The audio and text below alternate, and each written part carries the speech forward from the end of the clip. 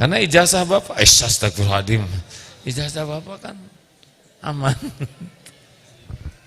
Udah, saya nggak mau ngomongin ijazah. Udah barusan. Baik, saya akan bacakan hadis sederhana ini ya. Ada dua sifat yang sangat disukai Allah, yaitu al-hilm dan al-anah. Al-hilm, hilm itu adalah orang yang punya sifat tenang, bisa mengendalikan amarah, lapang dada ya. Sifat hilm ini adalah kapan nampaknya hilm ini? Ketika ada aksi, ada omongan yang enggak enak, ada yang celetak-celetuk, ada yang menghina, ada kondisi yang tidak cocok dengan keinginan kita. Nah, ada sesuatu yang memancing dan dia bisa menahan, namanya hilm.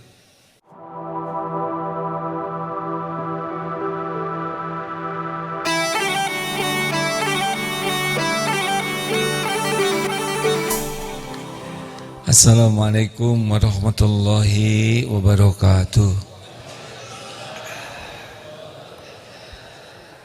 Alhamdulillahi rabbil alamin. Allahumma salli ala Muhammadin wa ala alihi wa ashabihi ajma'in. Ya Allah, wahai yang maha menatap, wahai yang maha dekat, wahai yang menakdirkan pertemuan ini terjadi, berkahi majelis ini ya Allah. Catatkan siapapun yang Engkau hadirkan, yang Engkau saksikan, menyimak dimanapun, menjadi hamba yang Engkau ridhoi. Jadikan pertemuan ini menghapus semua dosa dan aib, menguatkan iman kami, memperbaiki akhlak dan ibadah kami, menjadi jalan sisa umur kami istiqomah, menjadi jalan akhir hayat kami husnul khotimah. Ya Allah, lindungi majelis ini dari niat yang salah, dari ilmu yang tidak manfaat, dari amal yang tidak Engkau terima. Amin ya rabbal alamin. Apakah Allah subhanahu wa ta'ala sedang menyaksikan pertemuan ini? Tidak ada yang jawab. Apakah Allah menyaksikan? Apakah di ruangan ini ada malaikat? Bagus. Apakah tempat yang kita duduki ini nanti bersaksi di akhirat? Saksi. Tidak ada satupun yang tidak kelihatan oleh Allah. Walaupun kita tidak bisa melihat Allah, Allah melihat kita. Innallaha la yakhfa alaihi syai'un fil ardi wala fis sama. Sesungguhnya bagi Allah tidak ada yang tersembunyi. Semuanya kelihatan secara teliti. Innallaha khabirum bima ta'malun. Sesungguhnya Allah maha mengetahui dengan teliti apapun yang engkau kerjakan. Kalau keyakinan ini ada pada diri kita setiap saat, sudah beda hidup kita. Kalau kita yakin Allah melihat kita, sudah tidak sibuk ingin dilihat orang. Orang mau lihat, mau tidak lihat, mau tahu, mau tidak, enggak ada masalah. Enaknya hidup yakin ke Allah itu tidak ribet hidup. Ribet itu adalah ingin dilihat orang, ingin dipuji orang, ingin dihargai orang, ingin dihormati orang, ingin diberi orang. Pasti urusannya tujuannya makhluk. DKM punten, ini pintu SOP-nya kebuka semua ya Ustaz? Boleh dibuka sedikit pintunya Bu, supaya anginnya masna ya. Dibuka saja pintunya ya. Ya. Nah, begitu, jadi suaranya jelas, anginnya juga optimal. SOP ini ya, katanya jadi kiai mah harus peka. Kalau orang tidak peka, tidak berbuat. Baik, hari ini judulnya, oh ini ada tamu Al-Muttaqin. Mana Al-Muttaqin? Masya Allah, dari mana Al-Muttaqin ini? Bekasi. Hampir saya sangka ini dari Jepara kemarin, karena kerudungnya sama. Oh, nggak boleh disebutin ya, karena ada waktu lebaran bertamu, jadi stres tamunya karena sama dengan gordengnya. Ibu beda Bu, maaf ya, saya bergurau, saya mohon maaf. Kita cari judulnya ya, tapi dipotret dulu lah ya. Baik, yang kedua dari Nurul Hidayah. Mana? Tidak ada? Oh, tidak apa-apa kalau nggak ada ya. Ini maksa, iya Bu.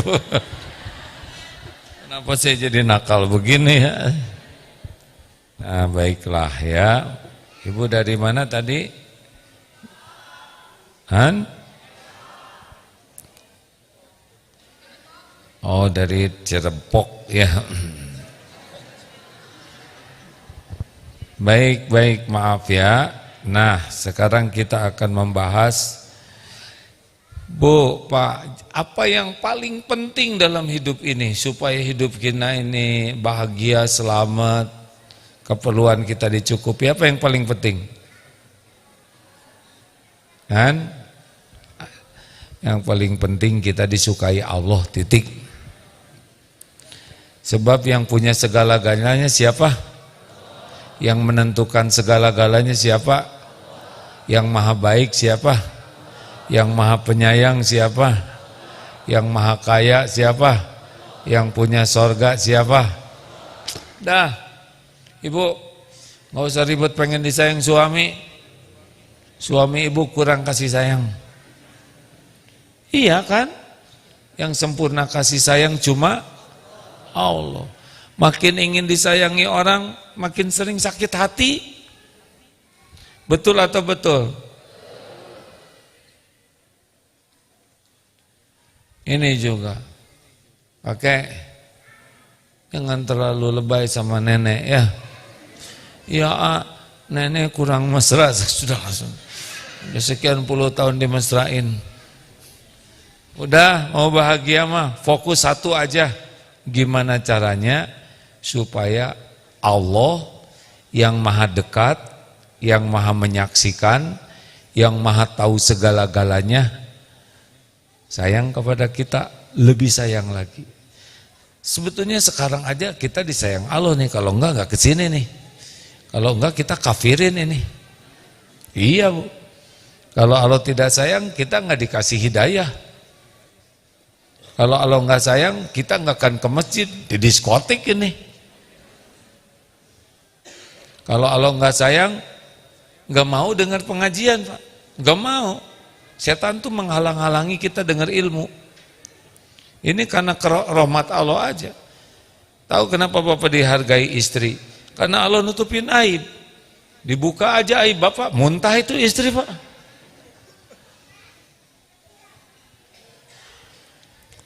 Karena ijazah Bapak, astagfirullahaladzim, ijazah Bapak kan aman.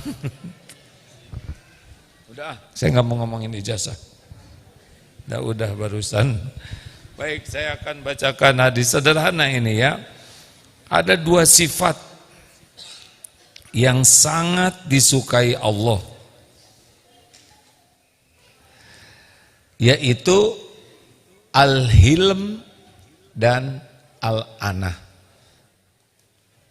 Al-hilm, hilm itu adalah orang yang punya sifat tenang, bisa mengendalikan amarah, lapang dada ya. Sifat hilm ini adalah kapan nampaknya hilm ini ketika ada aksi, ada omongan yang nggak enak, ada yang celetak-celetuk, ada yang menghina, ada kondisi yang tidak cocok dengan keinginan kita. Nah, ada sesuatu yang memancing dan dia bisa menahan, namanya hilm. Al-hilm. Allah Subhanahu wa ta'ala punya sifat halim, ya. Al-halim. Al-halim atau yang maha penyantun.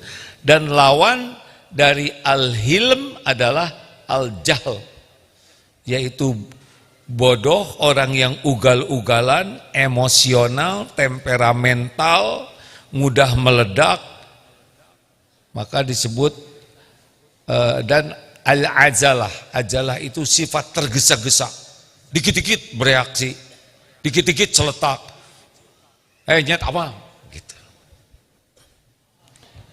Jadi orangnya itu reaktif, tergesa-gesa. Ini al-jahl, ini bodoh, dia tidak berhitung reaksi, nya akan menimbulkan petaka.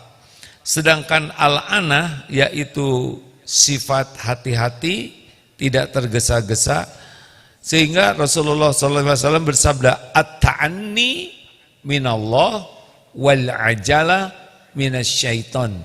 Sifat tenang itu dari Allah, dan sifat orang yang suka tergesa-gesa, terburu-buru, reaktif, itu minasyaiton. Ya. Jadi orang yang al-anah atau at-ta'ani minallah itu sifatnya tenang, hati-hati, tidak buru-buru dalam bersikap, dia selalu mempertimbangkan. Nah, ini sifat orang takwa, karena orang takwa itu kata Umar bin Khattab radhiyallahu anhu seperti orang yang berjalan di sekitar onak dan duri. Kalau banyak duri jalannya hati-hati tidak? Nah, itu ciri orang takwa. Mau bicara hati-hati, mau celetak-celetuk hati-hati, mau berkomentar hati-hati, mau nanya hati-hati, mau cerita hati-hati, semuanya pakai pertimbangan. Nah, orang-orang yang al-ajalah, dia sak, pokoknya mau ngomong saja, celetak-celetuk aja, nggak pakai mikir. Dikit-dikit celetak-celetuk, banyak komentar. Kalau ada yang ngomong belum juga beres dipotong, belum juga apa-apa langsung ngebales, nggak mikir lama, langsung aja dia tumpahkan. Ini sifat buruk. Yang dicintai Allah tadi apa? Al-hilm dan al-ana. Ini kayaknya banyak yang tersinggung nih wajahnya.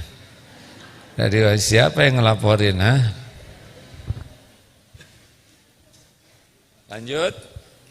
Nggak apa-apa pelajarannya seperti ini. Kalau di surat Al-Baqarah 255, wallahu ghafurun halim.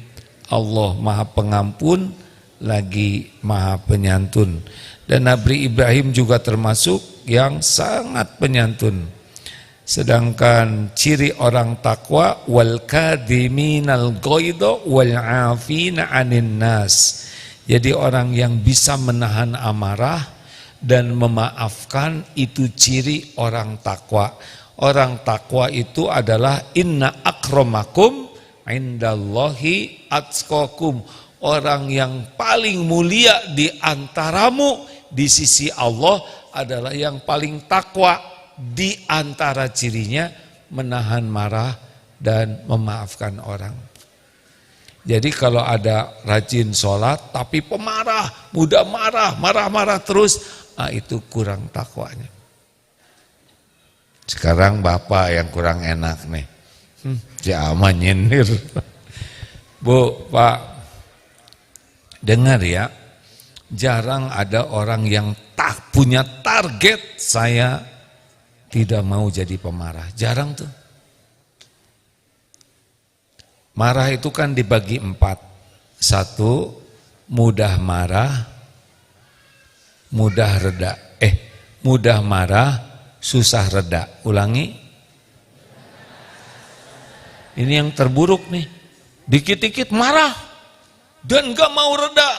Ini jauh dari ketakwaan. Orang yang seperti ini hidupnya tidak akan bahagia. Kok tidak bahagia? Karena Allah tidak suka.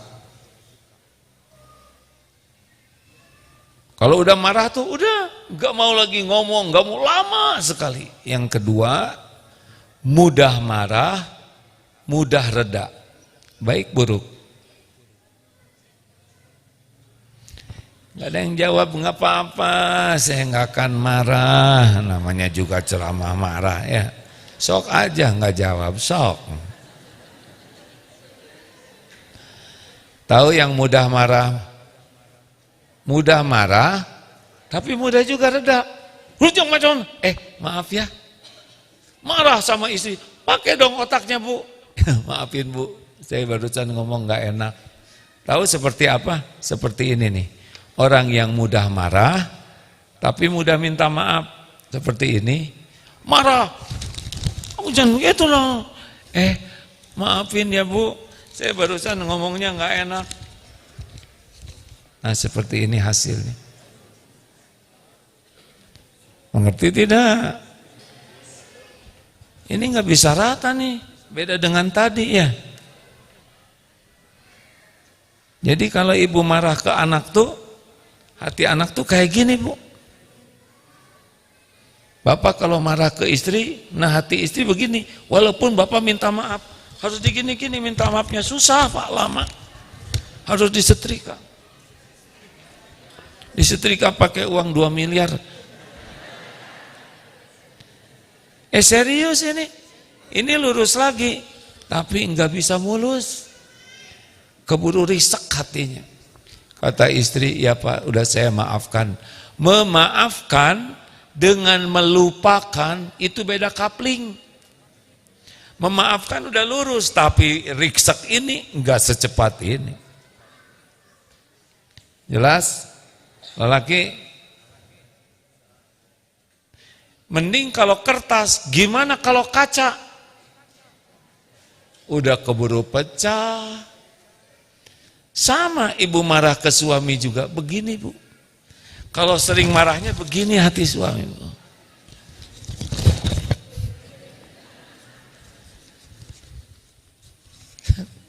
Saya sangat berharap perumpamaan ini bisa masuk ke pikiran kita ya. Tadi ngericekinya mah sebentar. Tapi hasilnya gini. Memaafkan dan melupakan itu beda kapling. Memaafkan bisa sekarang. Ya pak, saya sudah maafkan semua perbuatan bapak. Tapi lupa.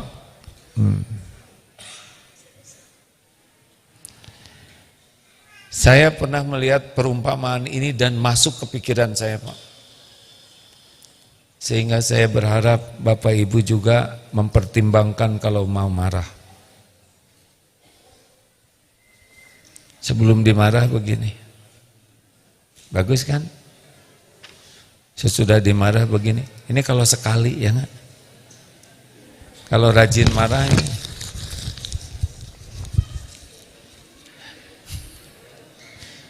Hati suami ibu jadi kayak gini bu.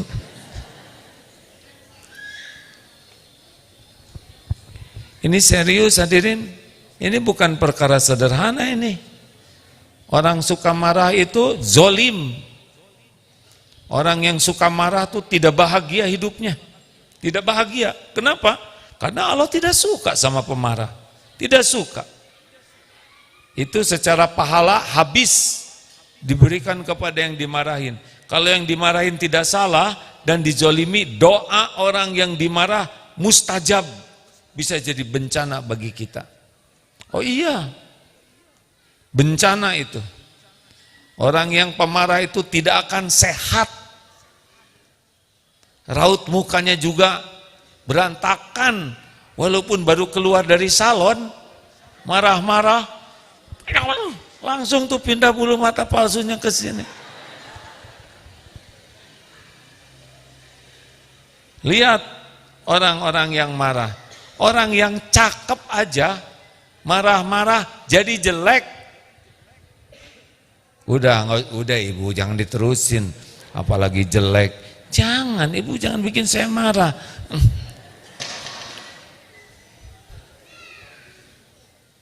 Tenang, Pak.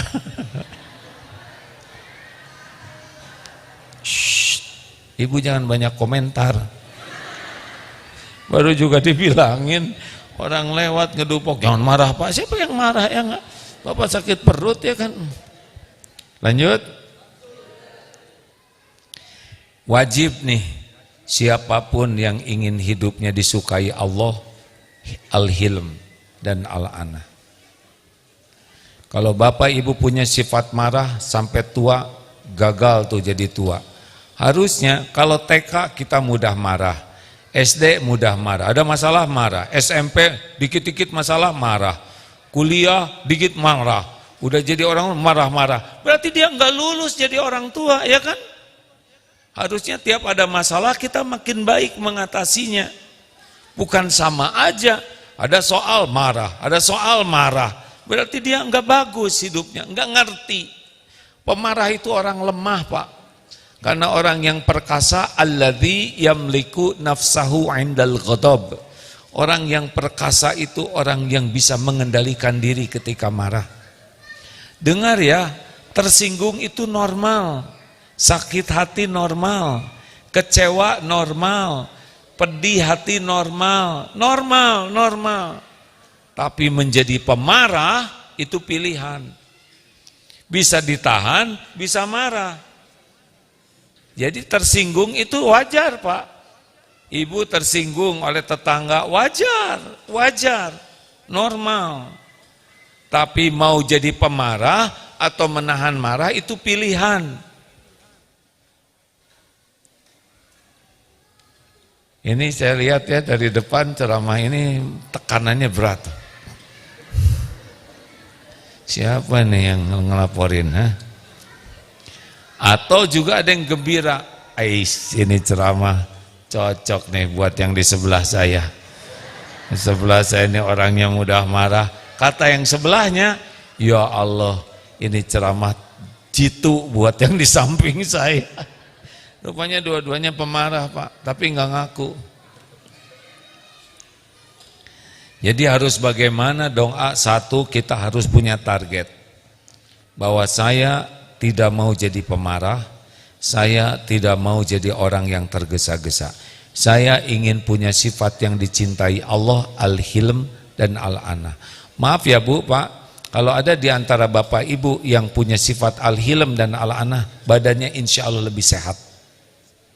Karena nggak ribet hidupnya. Dan maaf ya, nggak perlu pakai banyak dempul. Tetap enak. Iya Bu.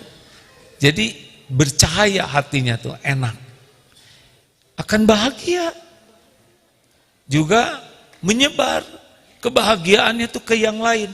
Kalau orang punya sifat al-hilm dan al-anah, walaupun rumahnya kecil lapang, walaupun punya rumah besar, kalau pemarah sempit. Asli Bu, mau rumah diluasin sebesar apapun, kalau hatinya pemarah mah nggak ada cerita. Nih Pak, kalau Bapak pemarah, istri itu nggak minat lihat Bapak pulang ke rumah, kecuali uangnya aja yang diminatin. Tidit, si Bapak nggak lembur dong Pak, ya. Karena merasa aman. Sama, kalau ibu pemarah itu repot, anak-anak tuh Bu, nggak betah di rumah tuh. Mendingan main sama teman, mendingan lihat HP daripada ketemu ibunya yang marah-marah melulu. Udah takdirnya pemarah itu tidak disukai Pak. Rasulullah bukan pemarah. Masih kuat diteruskan enggak ini? Ada kakek-kakek, ini cerita ini selalu saya ceritakan jangan. Umurnya 80 tahun, awet muda, sehat, seger. Kek, apa rahasianya kakek kok sehat betul, awet muda lagi? Ah, saya sih kuncinya mah satu, nggak mau marah-marah kecuali untuk urusan penting. Itu yang pertama, nggak mau marah kecuali yang penting. Yang kedua apa kek? Yang kedua ternyata urusan duniawi ini nggak ada yang penting gitu. Anteng aja sih kakek mah. Kek, spion itu copot pe, ada yang nyolong, biarin, beli lagi. Rese, nggak pakai jengkel, karena mau jengkel juga udah kabur malingnya ya, dan tetap harus beli. Kek, maaf kek, listrik jadi mahal, cabut. Kalau dicabut gelap dong kek, bayar. Rese, sibuk we kakek mah. Kek, katanya Presiden Amerika sekarang si Entrum, biarin. Nggak ada yang diribetin, ya nggak perlu diribetin, mau ngapain juga. Ini cucu bayarannya jadi mahal, keluarin. Jadi keluarin nanti blow on, bayar. Saya sih nggak nyuruh gitu-gitu amat ya kan. Tapi masa kaos kaki jelek aja bikin berantem Pak? Di mana kaos kaki Bu? Ibu tuh udah jadi istri saya berapa lama? Masa nyimpen kaos kaki aja gak bener? Pak, itu kaos kaki udah jelek banget Pak. Bolong, bau, dan tinggal sebelah. Masa mau diributin ya gak? Lebih sibuk jaga perasaan istri dong daripada ngurusin kaos kaki jelek kayak gitu. Itu juga nemu. Oke, gak worth it lah. Gak ada apa-apanya kita marah untuk urusan cetek kayak gitu. Hah? Istri masak, Bapak udah tahu belum? Masakan istri itu rasanya apa? Cuma dua. Dengerin lah laki. Mana sih jadi emosi begini? Masakan istri itu cuma dua rasanya. Enak dan enak sekali. Nggak ada lagi yang lain. Tapi asin, diam. Itu masalah kumur-kumur, ya kan? Minum, telan beres. Sekejap asin bisa hilang dengan setengah gelas. Tapi, Bu, asin bener sih.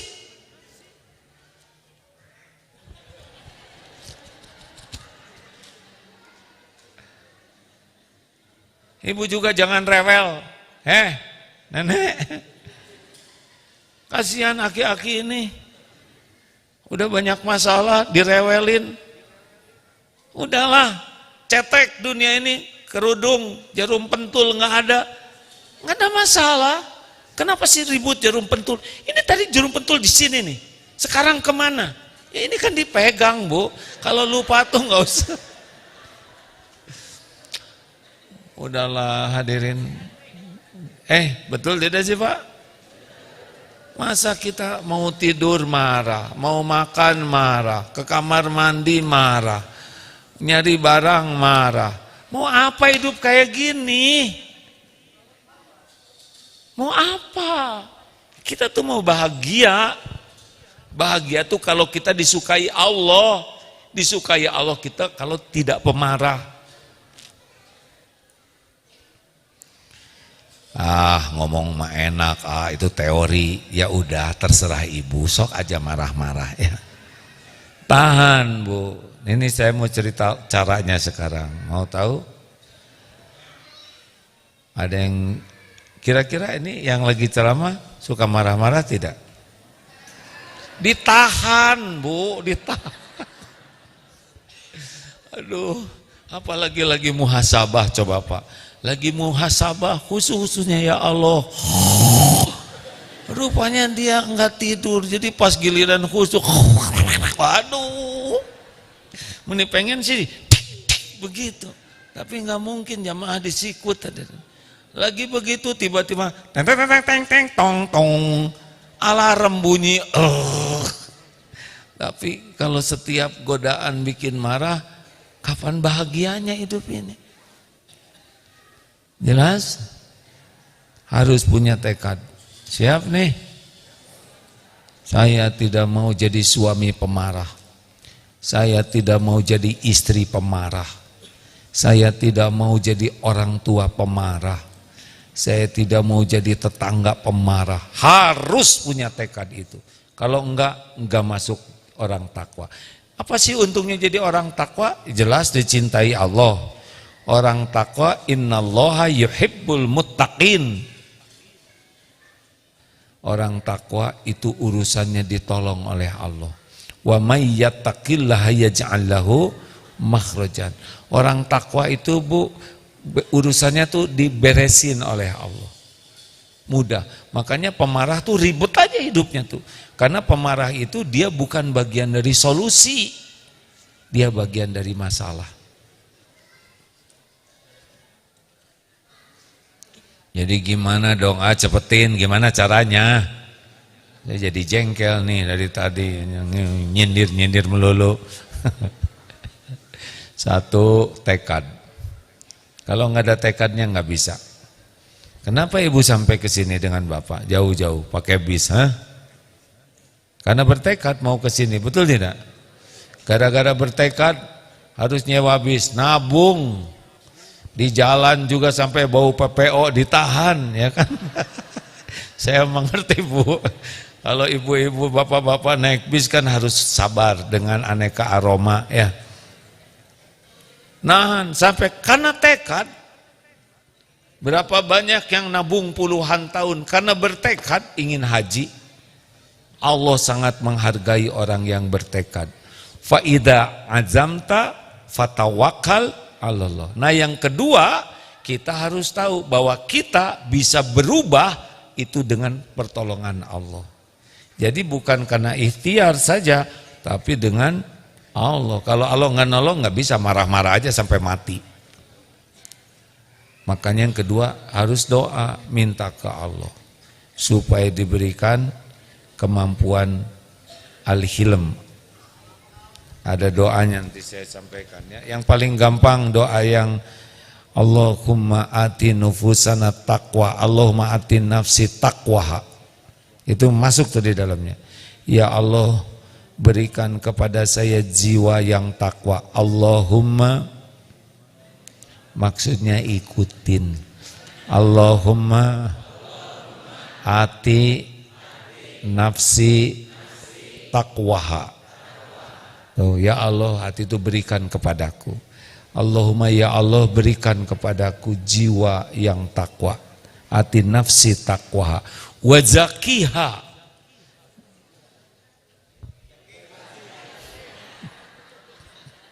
Jangan emosi dong Pak. Wa zakiha. Kita sama-sama emosi. Wa zakiha.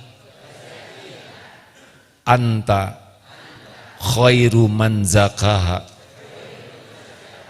Ya Allah, dan bersihkan jiwa ini. Jadi minta dibersihkan ini, itu doa penting sekali. Karena masalah tuh si penyakit tadi. Kita minta dibersihkan dari sifat tergesa-gesa, sifat mudah marah. Wa zakiha. Anta, engkau khairu man zaka. Engkaulah sebaik-baik yang bisa mensucikan jiwa ini. Anta waliyuha wa maulaha. Engkaulah ya Allah penolong jiwa ini dan pemelihara jiwa ini.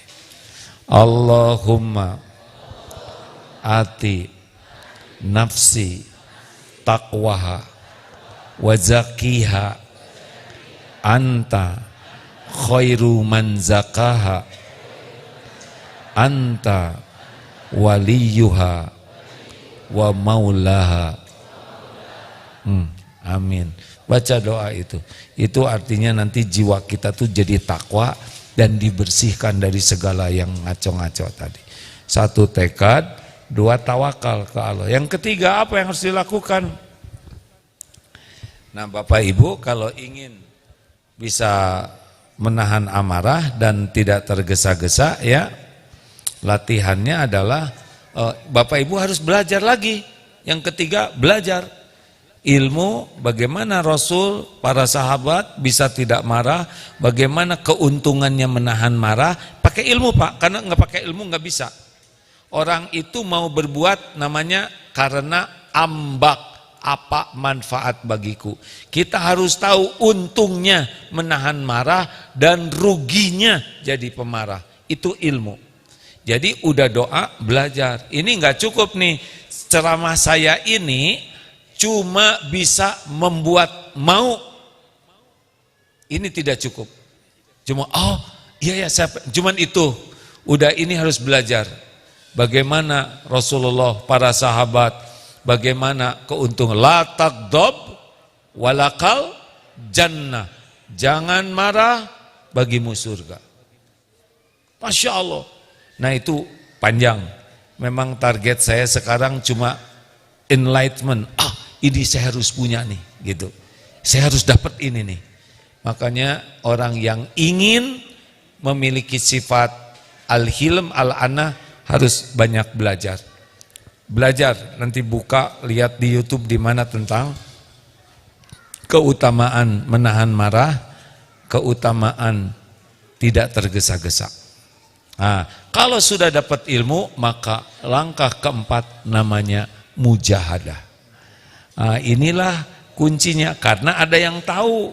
Coba, sabar tahu tidak? Sabar tahu tidak? Sudah sabar belum? Kuda tahu? Tahu kuda? Bisa berkuda tidak? Beda kapling antara tahu dan bisa. Tahu dengan bisa jauh, Pak. Ada satu yang harus dijalanin, namanya paham. Tahu, bisa, nggak bisa ini dari tahu ke bisa nggak bisa. Harus ada tengahnya dulu, paham. Paham itu hanya dengan belajar. Apa ciri orang paham? Bisa menjelaskan. Orang tahu tidak bisa menjelaskan. Tapi paham bisa menjelaskan. Nah, dari paham ke bisa itu udah dekat.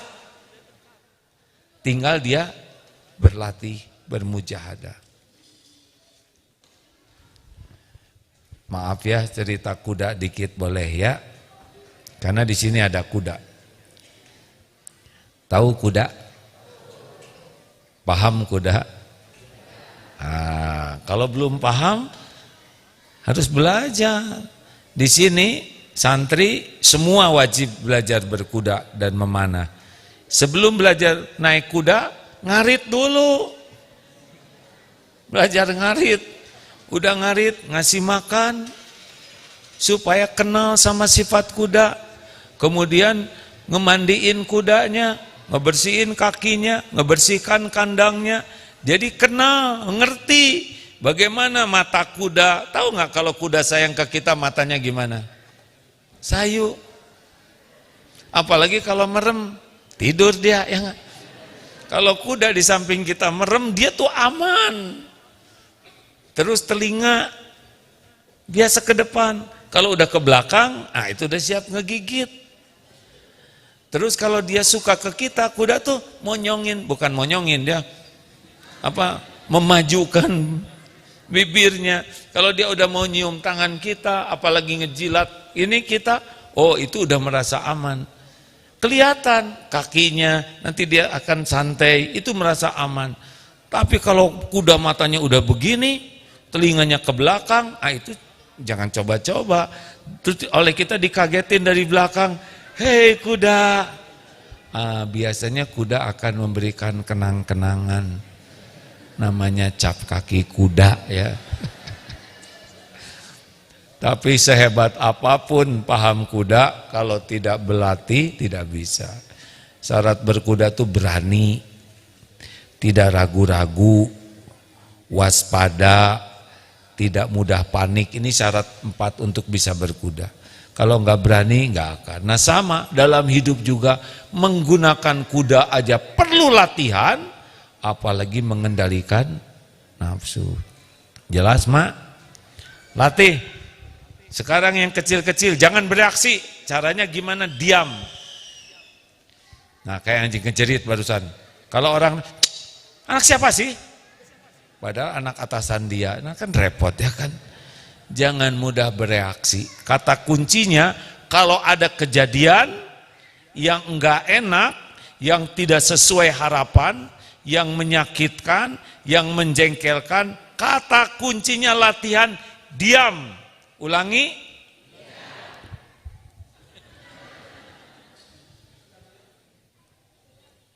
Udah diam? Nafas, Pak. Tarik nafas dan keluarkan, ya. Karena ditarik terus. Tarik nafas. Pokoknya diam. Tarik nafas sambil zikir. Apa zikirnya kalau jengkel? Itu mah kemarahan ibu-ibu. Astagfirullahaladzim. Salah, Bu. Zikirnya adalah a'udzubillahi minasyaitonirrajim. Justru saya gitu ke suami saya, kan suami saya marah, saya diam, a'udzubillahi minasyaiton. Suami, memang saya setan gitu. Dengerin dulu. Pelan ya, supaya enggak salah sangka, pelan. Jangan macam-macam.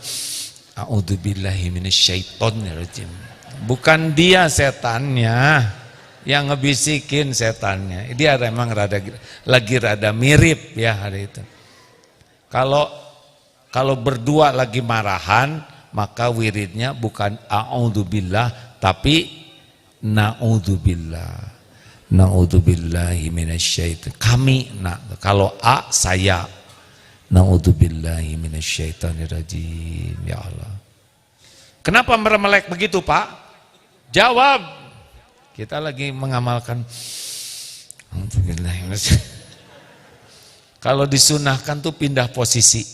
Misalkan kita lagi jengkel nih, lagi marah. Duduk, ya. Alhamdulillah. Jangan bicara. Itu rumusnya. 5 detik saja. Tiap detik berlalu, dengar ya, tiap detik berlalu yang diisi dengan nafas, zikir, itu kemarahan kita turun, Pak. Tek, tek. 5 detik masih marah, diam lagi, turun. Enggak harus segala dijawab seketika. Dengar ya, baik-baik. Tapi saya tidak salah, diam. Istri saya kalau saya diam, kenapa kamu diam aja, Pak? Diam. Kalau bisa ini dilakukan, Bapak lihat, beda, Pak. Tiap detik itu kemarahan kita turun dan akal sehat kita, kejernihan kita naik. Itu yang kita cari. Kalau reaksi cepat, ingat wal ajalah minasyaiton. Tergesa-gesa itu dari setan. Ada reaktif, ada responsif. Kalau reaktif kayak otomatis gitu. Ibu teh gimana? Bapak aja yang benar. Bu, jangan gitu dong sama suami. Suami yang bagaimana dulu. Nabi kan gak pernah kayak gitu. Emang Bapak Nabi? Emang Bapak Nabi? Gitu. Ini error dua-duanya. Emang kamu Siti Aisyah? Makin liar. Bapak teh capek, Bu. Emang jadi wanita gak capek? Saya hamil, saya melahirkan. Apa hamil apa? Mau ngapain kayak gini kan? Mau ngapain coba? Diam, Pak. Pak, jawab dong, Pak. Kenapa diam aja? Iya, Bu, saya sedang merenungkan perkataan Ibu. Banyak yang harus saya perbaiki pada diri saya. Tuh, untung kalau Papa bisa mengerti. Ya, saya semakin paham betapa beratnya tugas seorang istri. Alhamdulillah, sebetulnya saya tuh kuat, Pak. Serius. Sekarang sebaliknya. Suami marah. Bapak tuh capek, Bu, gak gampang nyari duit. Ibu mah dikasih segini aja, kok cuman segini? Yang benar, Ibu belum nyobain beratnya jadi seorang lelaki. Diam. Tarik nafas, gak usah diliatin. Enggak. A'udzubillahiminasyaitonirrajim. Ngerti gak sih, Bu? Iya, Pak. Saya sedang merenungkan betapa beratnya jadi seorang kepala keluarga. Pergi pagi, pulang malam demi keluarga. Ya Allah. Maafkan saya Pak, saya kurang bisa memahami. Sebetulnya Bapak itu tidak memerlukan penghargaan. Asal kalian bisa paham aja udah lega. Iya, sekarang saya makin paham. Ini atau lumayan, sebetulnya ada lebihannya tuh keluar. Namanya responsif. Kalau orang responsif itu berusaha memahami orang lain. Kalau orang reaktif itu ingin dipahami dirinya. Jelas? Jelas tidak nih? Orang yang jadi masalah tuh, pahami dong saya. Nah itu masalah. Orang yang bijaksana, yang al-hilm dan al-ana memahami. Ada ibu-ibu punya pembantu khodimat baru dari kampung. B, itu bak kosong. Isian dalam bahasa Sunda. Isian, diisi. Terus ibu pergi lagi. Pas balik, lagi apa di dalam bak? Rupanya persepsinya disangka isian tuh, disangka si bibi yang masuk ke bak. Jadi diam bibi tadi dalam bak. Nggak boleh marah Pak. Pahami, mungkin kita salah memberikan instruksi dan si bibi juga bingung, kenapa disuruh ngesian bak ya kan? Tahan, tarik nafas, ganti posisi, zikir, a'udzubillahi minasyaitonirrajim. Tidak harus segera dijawab ya. Kata kuncinya adalah diam, pause, diberi jeda. Kalau ini lulus, ke sana lebih mudah. Karena sabar itu datangnya pada pukulan pertama. Jadi orang itu biasanya bereaksi. Nah otomatis inilah yang merusak. Jelas ya Bu ya? Halo? Jadi kalau di bis nanti ada yang buang angin bagaimana? Diam.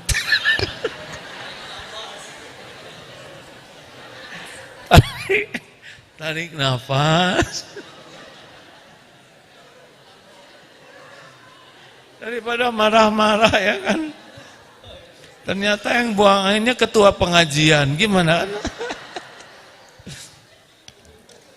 Langsung pahami.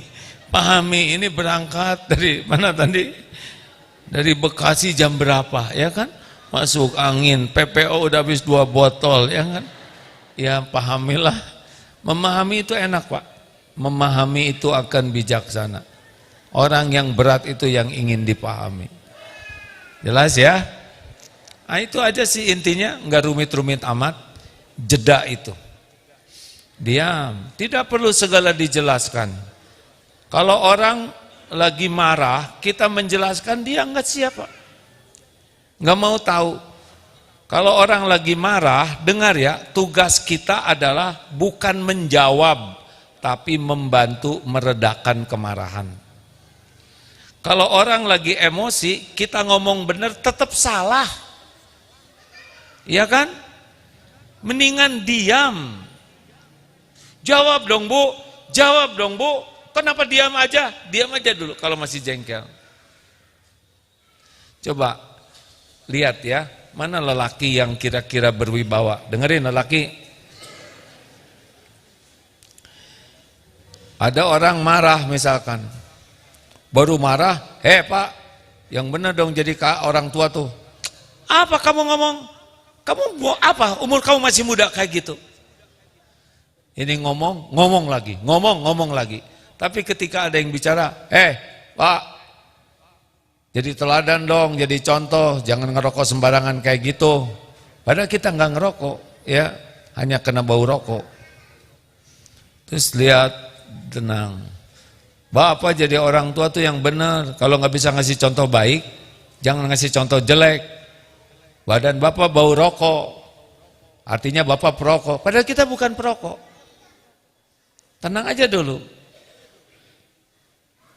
Selesai bicara.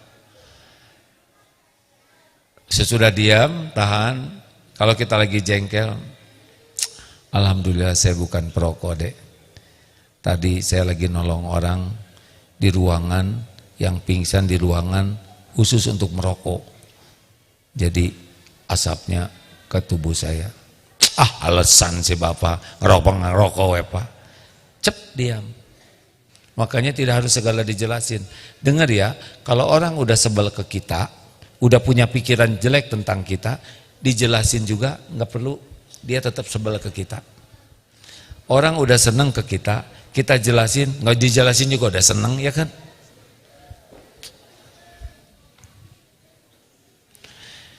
Nggak tahu pelajaran ini baik atau cocok atau enggak, tapi ini akan manfaat. Kata kuncinya sederhana, tapi prakteknya harus dilatih. Yang kecil-kecil aja dilatih. Misal ya, nak bangun nak, jangan. Itu nggak ngomong tapi ini yang gayung sama aja. WA udah dibaca WA kita, di sananya contreng biru 2, di atasnya online, tapi nggak dijawab. Cari 1001 alasan berbaik sangka. Mungkin lagi sibuk, mungkin udah bales tapi lupa ngesend. Berapa kali kita kayak gitu ya kan? Atau udah disend tapi tidak terkirim, pulsanya kurang. Mending hibur diri dengan berbaik sangka. Mau ngapain? Sakit hati, jengkel, pakai ngirim balas dong, yang wajah merah, tanduk 2 gitu. Tenang aja lah, dunia mah baik-baik aja kok. Dulu aja nggak ada WA, dunia baik-baik aja, kenapa sekarang mudah tersinggung? Betul tidak? Halo?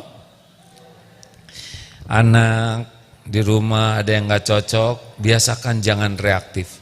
Bapak juga di jalan, ada motor, weh kurang ajar, ngapain lu? Mau ngapain? Dia mau ke toilet pak. Nanti bapak kejar sampai ke pom bensin. Mana tadi yang motor itu pak? Lagi di mana? Mana zaman? Iya pak, di sini mau ikut. Rugi. Nggak usah reaktif kayak gitu. Setuju? Cool. Ini harus diminta ke Allah, harus pakai ilmu, harus latihan.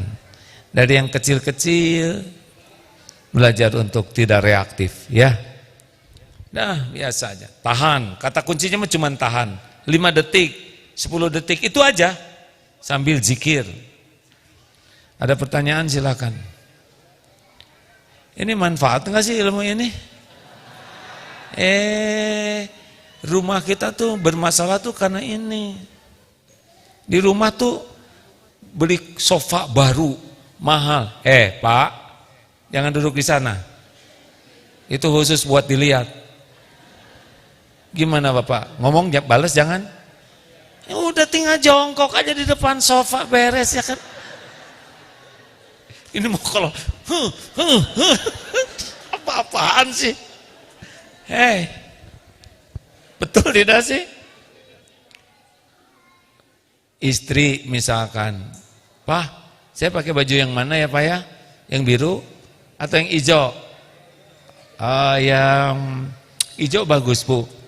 Si Papa mah nggak tahu yang biru yang bagus tuh. Oh iya ya, udah gitu. Yang katanya nanya, udah dijawab.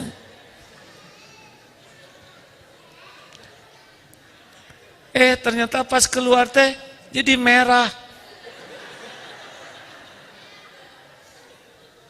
Ini udah enggak tuh. Udah nanya, dijawab, dia milih sendiri, keluar beda lagi. Pergi ke undangan. Lagi di undangan disikut misal ya. Pak, jaga pandangan. Kenapa ngelihat ibu-ibu itu? Enggak, jangan bohong Ibu kan lihat. Emang dia sama saya cakepan mana Pak? Cakepan mana? Mending diem Pak. Kenapa Papa ngelihat? Emang dia sama saya cakepan mana Pak? Senyum aja. Sebab kalau kita jawab, atuh cakepan ibu Bu, bohong. Salah. Karena beliau juga sadar ya kan. Udahlah, mending jawab dengan senyum aja. Paling nanti terus jawab senyum aja. Langsung aja ke musola.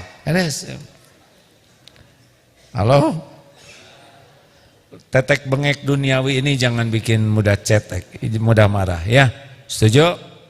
Masakan, kaos kaki, apa? Sayang. Kita belum tentu panjang umur. Belum tentu masih lama hidup ini. Halo? Mau ngapain kita bangun rumah, nyewa rumah, segala diadain. Kalau dia marah-marah terus mau ngapain? Hah? Maafin. Sebelum orang minta maaf. Penutup. Ibu. Bu. Dengerin ya. Pak, mau enggak istri Bapak menjadi istri yang sangat bangga sama suami? Mau tidak? Sopan, menghargai suami. Mau? Kalau mau, kalau enggak harus jelas Pak. Jangan bikin saya emosian. Mau tidak? Mau?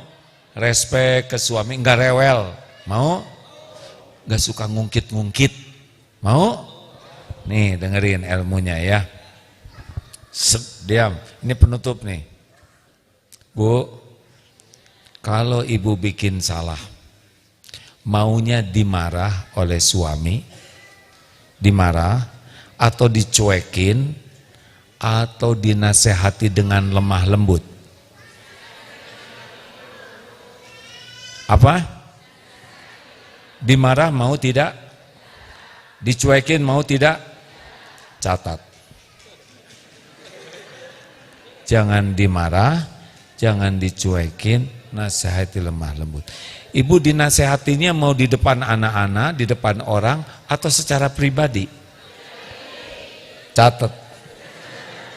Kalau nasihati istri, jangan di depan siapa-siapa. Karena kalau di depan orang, malu, merasa dipermalukan. Nasehatnya mau panjang lebar atau ringkes? Mau bertele-tele atau simpel? Catat. Ya, jangan bertele-tele Pak. Makin ringkes makin bagus ya Bu ya. Mau ibu diungkit-ungkit kesalahan yang lalu? Mau diungkit-ungkit tidak? Jangan ngungkit-ngungkit. Catat ya. Fokus sama masalah yang ini aja. Jadi yang lalu dilupakan aja gitu Bu. Jadi kesalahan ibu yang lalu selain jangan diungkit, lupakan aja gitu. Belajar pikun. Melupakan yang lalu. Belum selesai, dengerin. Udah itu ibu kan salah ya, dinasihati lemah lembut. Mau nggak ibu dimaafkan suami? Dimaafkannya sesudah minta maaf atau sebelum minta maaf? Catat ya. Jadi maafkan istri sebelum minta maaf. Masya Allah, keinginannya super pisan. Bu, kalau suami ibu kayak gitu, istri salah, senyum tenang. Bu, maaf, kita ngobrol yuk di dalam. Bu, sebetulnya ibu tuh udah bagus, banyak kebaikannya. Apalagi kalau ibu tidak sering kentut di mana aja. Udah segitu, nggak bertele-tele ringkas. Tapi gak apa-apa lah ya. Pak, saya minta, nggak usah minta maaf Bu, sudah saya maafkan. Kalau suami kayak gitu Bu, gimana? Keren tidak Bu? Gak marah-marah, bijaksana, memaaf, keren tidak? Belum selesai, udah gitu, ini sedikit ada tambahan. Udah mah dimaafkan, dikasih duit. Coba Bu, bangga tidak sama suami begitu? Keren tidak? Mau nurut tidak sama suami? Mau rewel tidak? Mau ngungkit-ngungkit tidak? Beres Pak. Nah, itu Ali Imran 134 loh Pak. Wal kadhiminal ghaidha, menahan amarah, wal afina anin nas, memaafkan, wallahu yuhibbul yuhibbul muhsinin. Dan Allah mencintai orang yang berbuat kebaikan. Udah ditahan marah, dimaafkan, tambah lagi kebaikan lainnya. Tuh, teori mah gampang, ya kan? Kalau ibu sama suami gitu enggak? Ya enggak mau ngaku, biarin aja. Kita diam ya, tarik napas.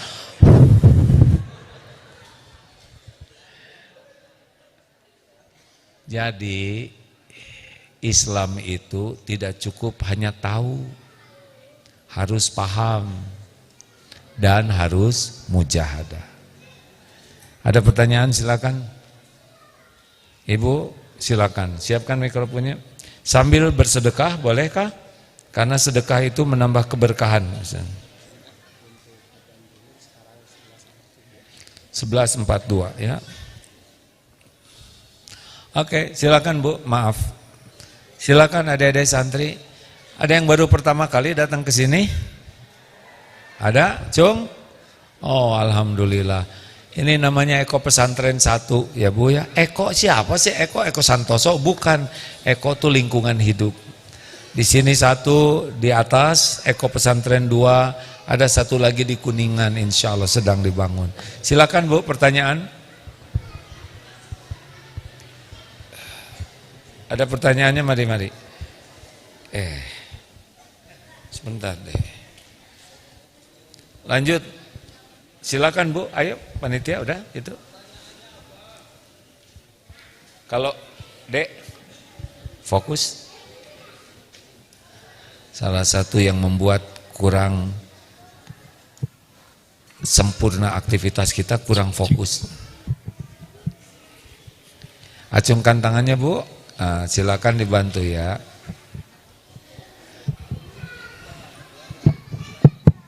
Assalamualaikum. Assalamualaikum warahmatullahi wabarakatuh. Tadi kan sebutkan tips untuk bereaksi terhadap amarah pada misalnya pada keluarga, suami atau anak. Mungkin reaksinya pada siapapun Bu. Ya. Mungkin biasa diam gitu. Tapi kalau misalnya pada orang yang zolim atau yang mencari-cari kesalahan, memutarbalikan fakta, mohon tipsnya untuk reaksi kita yang bijaksana seperti apa? Baik. Yang komunikasinya supaya efektif gitu. Baik. Terima kasih. Assalamualaikum. Waalaikumsalam warahmatullahi wabarakatuh. Jadi dalam hidup ini pasti ada yang tidak suka kepada kita. Pasti. Dan kita tidak harus berusaha supaya orang suka ke kita semuanya. Enggak perlu. Karena Nabi juga sempurna, tetap ada yang tidak suka. Betul tidak? Kalau ada orang yang tidak suka kepada kita atau berkata jelek kepada kita, 1, dengar ya. 1, kita bersyukur. Misalkan orang ngebuka-buka aib kita atau ngefitnah dan sebagainya. 1, kita syukur. Kok syukur? Syukur, bukan kita yang jadi dia, ya kan? Tuh kan, rada telat ngangguknya. Syukur, bukan kita yang jadi dia. Kalau dompet hilang, syukur kita bagian yang kecopetan, bukan yang jadi copet. Iya loh Bu, kalau nggak ditolong Allah bisa ngaco kita ini. Jadi kalau lihat orang marah-marah terus, alhamdulillah, saya bersyukur tidak seperti itu. 2, ladang ilmu. Tiap orang berbuat buruk ke kita, itu Allah ngajarin kita supaya kita tidak seperti itu. Jelas? Karena terjadinya izin Allah. Itu orang yang menghina kita tuh makhluk Allah juga. Dan izin Allah, hanya Allah tidak suka. Kenapa dong diizinkan? Banyak hikmahnya. 1, kita syukur, kita tidak seperti dia. 2, kita dapat pelajaran supaya kita tidak niru dia. Yang ketiga, jadi bahan renungan. Jangan-jangan Allah menakdirkan saya dihina karena saya suka ngehina orang. Ingat surat Asy-Syura ayat 30 tadi, bahwa musibah apapun yang menimpa kita karena dosa kita. Berapa banyak orang yang sengaja tidak sengaja pernah kita remehkan, ini jadi ini sekarang tebusannya. Makanya ladang tafakur. Apa selanjutnya? Ladang tobat. Astagfirullahaladzim, astagfirullahaladzim. Pasti kepahitan ini diundang oleh dosa saya. Tadi tafakur, ya, kemudian kita tobat. Kalau tafakur aja tidak terus tobat, ya tidak sempurna. Karena yang diperlukan dari tafakur kan tobatnya. Astagfirullah, ya Allah. Gini ya, dompet hilang, kecopetan, itu musibah. Tapi ada musibah yang lebih besar dari dompet hilang. Tahu apa? Kita tidak menemukan dosa-dosa yang harus kita tobati yang menyebabkan takdir dompet hilang. Jadi ketika kita dihina, sebetulnya nggak bahaya dihina orang. Yang bahaya tuh kita nggak bisa tobat. Orang yang menghina kita dia rugi. Om kan pernah dihina rame-rame, maaf ya, pakai om segala. Aku kalau nggak dihina, syariatnya nggak ada masjid ini. Daruta itu nggak jadi. Dulu mah sibuk aja, cuman centil gitu dipotret, kemudian ke TV. Nggak kepikir ngebangun pesantren. Kan pesantren ini jadinya sesudah dihina rame-rame, Bu. Lah yang menghinanya juga hadir sekarang. Oh, jangan seudon loh. Kata siapa? Ini udah berlalu, jangan ngungkit-ngungkit.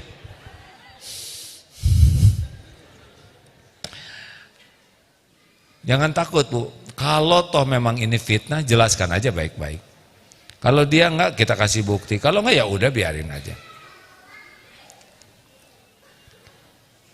Orang yang berbuat jelek adalah mereka ladang kita riadoh, melatih diri. Kalau enggak ada dia, kita enggak ada latihannya, Pak. Kita itu terlatih tuh kalau ada sarana latihannya. Jadi sebetulnya makin banyak yang menyakiti itu makin latihannya makin intens. Mike Tyson tuh jadi juara dunia tuh karena ada sparring partnernya, ada lawan-lawannya. Kalau nggak ada lawannya, tinju sendirian, nggak jadi juara ya nggak? Benar? Dan nggak bahaya, Bu. Orang yang sebel kita tuh nggak bahaya.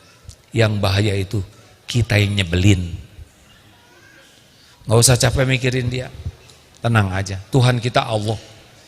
Siapa yang menciptakan kita? Siapa yang menghidupkan kita?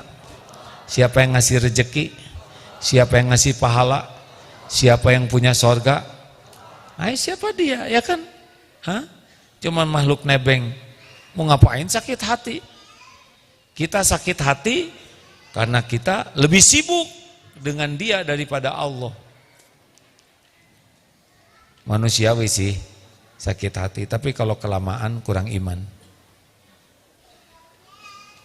Nggak ada bahayanya, Bu. Rezeki dari Allah tetap aja sesuai dengan rencana Allah. Orang yang sebel ke kita cuman alat aja dari Allah untuk meningkatkan derajat, menggugurkan dosa, menambah pahala, sabar.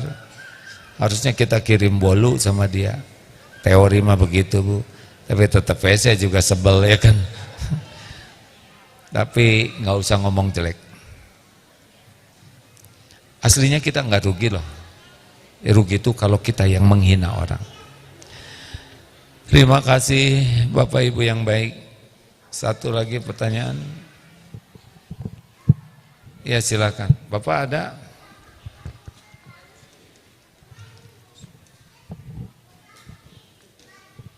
Assalamualaikum warahmatullahi wabarakatuh. Punten AA. Yang mau saya tanyakan adalah ketika kita menghadapi orang yang salah paham ketika kita mengamalkan ilmu al-ilm. Jadi kita ini sudah dizolimi, dimarah-marah, diam aja kita, nggak ngelawan gitu kan. Tapi diamnya kita itu dikiranya kita takut. Kita nggak, dikiranya kita ini nggak sakit hati gitu kan. Terus aja. Tapi kita baikin terus. Tapi kebaikan kita itu enggak dipandangnya, malah semakin menjadi gitu. Nah, karena suka marah dan suka menghina ataupun zolim gitu, saya selaku manusia kan juga punya hati. Oh iya ya. Sama kita juga punya hati. Tahan, sep. Jadi Gak boleh banyak komentar. Ya Bu, sepuas Ibu silakan. Menghindar. Nah, kita menghindar menjauh gitu, tapi bukan memutuskan tali silaturahmi hanya untuk mengadem-ademkan hati diri sendiri. Nah, itu gimana? Bagus. Jadi, bagus. Ya kalau ketemu jadi masalah ya nggak usah ketemu, nggak wajib. Iya, gitu ketemu. kan, Makanya dijawab bagus Bu. Oh, Gini ya, gaul dengan orang tuh macam-macam. Apalagi kalau orang yang paling dekat kayak gitu, ya kan? Salah semua tuh nyalahin lagi. Bagaimana lihat pasangan hidup yang selalu salah, ini jelek, ini kurang. Seakan kita tuh nggak ada baik, tenang aja. Udah takdirnya sementara ini, ujiannya dari orang terdekat. Banyak istighfar. Kita nggak bisa ngebulak-balik hati. Dijelasin tetap nggak perlu, istighfar yang banyak. Kalau itu tetangga ya pindah aja rumahnya ya.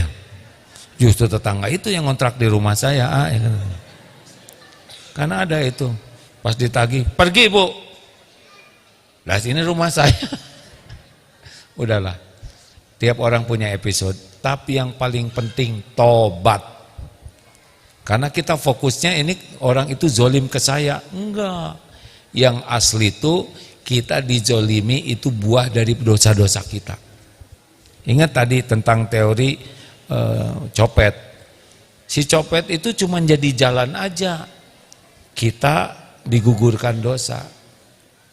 Nah bahayanya dari kecopetan itu kita nggak bisa tobat. Jadi kalau misalkan kita dimarah orang, kan pikiran kita dia yang jolim, kita dijolimi. Enggak, aslinya kitalah yang mengundang kezoliman ini. Dalilnya Asy-Syura ayat 30, An-Nisa ayat 79.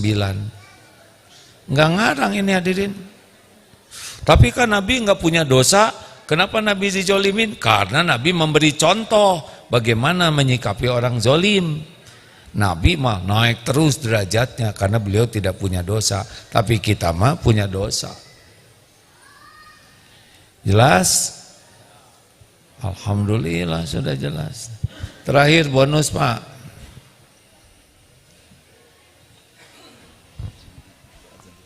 Ya. Bismillahirrahmanirrahim. Assalamualaikum warahmatullahi wabarakatuh. Nah tadi kita bagaimana caranya menahan nafsu?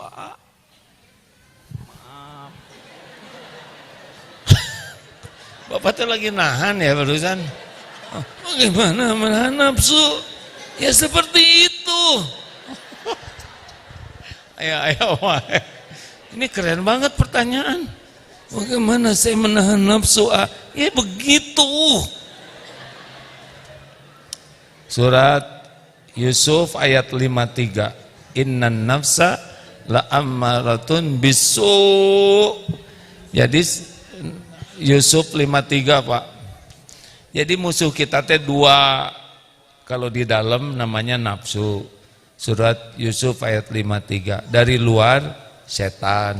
Setan bisanya cuma ngebisikin aja. Kendaraan setan tuh nafsu kita. Makanya kalau kita bermujahadah mengendalikan nafsu, setan teh susah nipunya. Ada dua yang tidak bisa ditipu setan tuh.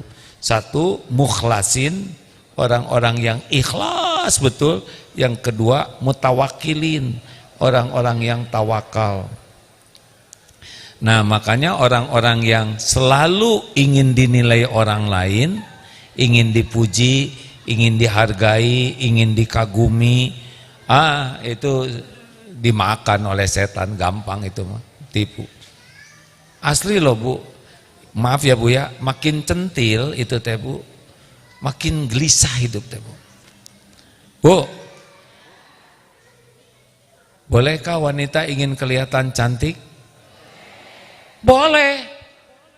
Yang tidak boleh itu bapak-bapak ingin kelihatan cantik ya kan? Beneran ini boleh. Untuk siapa Bu? Bu cantik untuk siapa? Suami siapa? Nah itu masalahnya. Kami sebagai suami jarang lihat, ya kan Pak? Ibu mah ke undangan dandan, ke pengajian dandan, pulang ke rumah sesa, ya kan? Kerudung dibuka rewig begini, baju bagus ganti daster lepet, keluar mah pakai rada harum-haruman, pulang bau ketek. Ini nasib kami. Bu, dengerin ya Bu, yang wajar-wajar aja, jangan maksa-maksain, ingin kelihatan lebih dari kenyataan, capek. Just the way you are. Apa artinya? Biasa aja.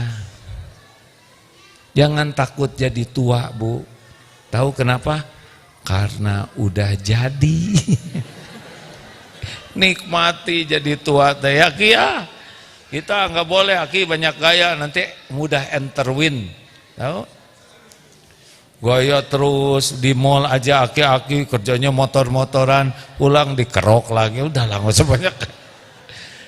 Enjoy jadi tua tuh ya, berbanyak tobat, olahraga yang bagus, wajar, nggak usah ribet ingin kelihatan lebih dari kenyataan.